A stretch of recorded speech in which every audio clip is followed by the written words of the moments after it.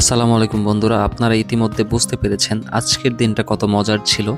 So চলুন দেরি না করে শুরু করা যাক। আগের রাত থেকেই আমাদের মধ্যে রোমাঞ্চ শুরু হয়ে গিয়েছে, কারণ ভোরবেলা আমাদের জন্য অপেক্ষা করছে চাঁদের গাড়ি।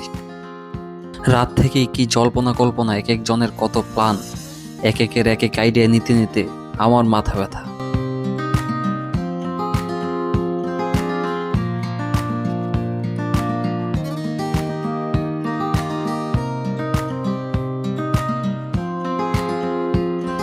তবে আমি অনেস্টলি বলতে পারি, আমরা কেউ চিন্তাও করতে পারিনি আজকের দিনটা এত মজা হবে। আসলে সব কিছু ভিডিওতে তুলে ধরা সম্ভব নয়, কারণ ভিডিও করতে গেলে আমার দিনটাই মাটি। আগে চিল, তারপর ভিডিও। মেরিন ড্রাইভের এই পথে আজ আমরা বন্ধুরা মিলে চলছি এক রোমাঞ্চ সফরে। সাধারণ কোনো গাড়ি নয়, সাথে আছে আমাদের সবার প্রিয় চাঁদের গাড়ি। আর গন্তব্য টেকনাফের একদম শেষ বিন্দু।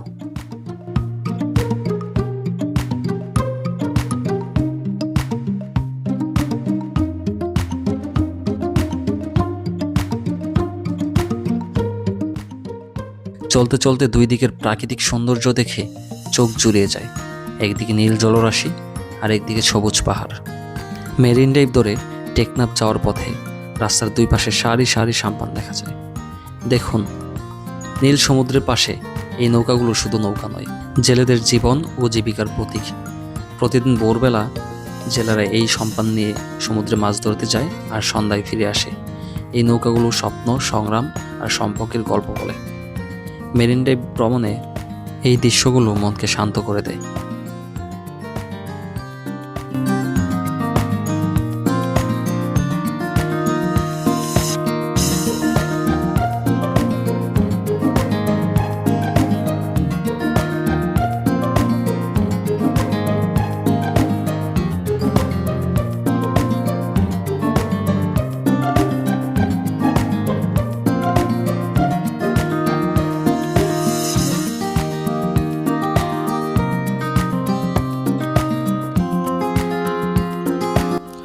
টেকনাফ ঘুরে আমরা চলে গেলাম সাপুরে দ্বীপ, যেখানে নীল জলরাশির সাথে আকাশের মিতালি।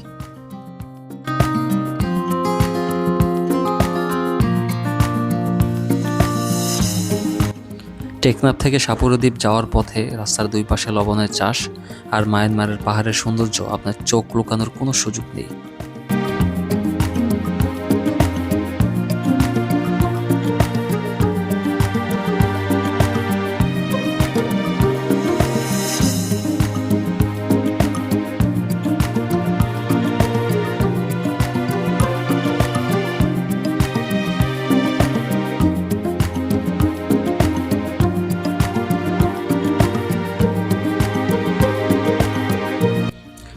ফাইনালি চলে আসলাম আমরা সাপুরে দ্বীপ।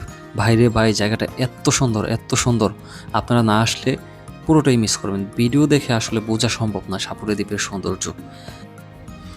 আমরা এখন টেকনাফের নাফ নদী জেটিতে দাঁড়িয়ে আছি। এই নাফ নদী বাংলাদেশ ও মিয়ানমারের মাঝে প্রাকৃতিক সীমান্ত। পশ্চিম পারে আমাদের কক্সবাজারের টেকনাফ এলাকা, আর পূর্ব পারে মিয়ানমারের রাখাইন রাজ্য। জেটিটি মূলত স্থানীয় জেলেদের নৌকা আর নদীপথে যাতায়াতের কাজে ব্যবহার হয়। তবে কেউ ভুল করবেন না, সেন্ট মার্টিনের জাহাজ টেকনাফের আলাদা জাহাজঘাট থেকে ছেড়ে যায়।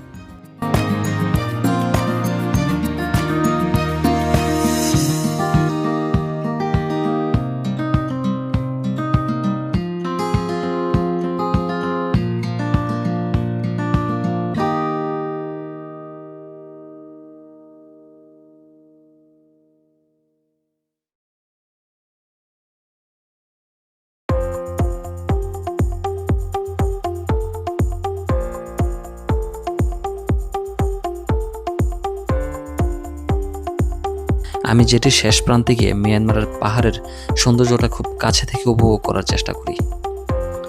সাপুরে দ্বীপের সেই মনোমুগ্ধকর পরিবেশ পিছনে ফেলে আমরা রওনা দিলাম ইনানি বিচের দিকে, কারণ বন্ধুদের সাথে ফুটবল খেলার সেই পরিকল্পনা একদম ফেলা যাচ্ছিল না। ইনানি যাওয়ার পথে রোড সাইড রেস্টুরেন্টে আমরা লাঞ্চ করে নিলাম। সাদা গরম ভাত, ডাল, একটু ভর্তা। দামে সাশ্রয়ী, তবে অবশ্যই আগে জিজ্ঞেস করে নেওয়া উচিত।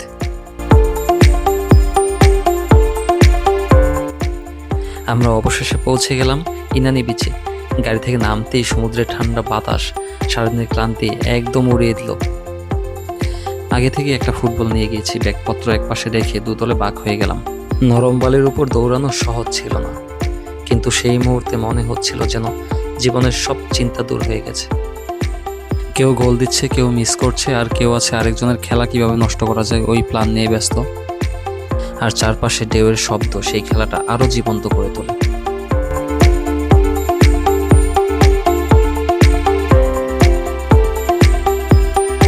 আমাদের সেই ছোট ম্যাচটা হয়ে উঠল ভ্রমণের সবচাইতে জীবন্ত স্মৃতি।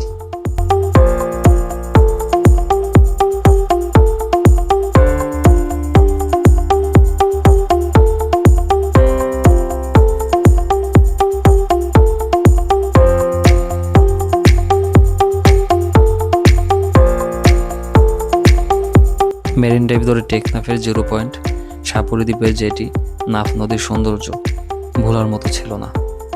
এরপর বন্ধুদের সাথে বলের পিছনে ছুটা আমাদের এই দিনটাকে স্মরণীয় করে রাখবে।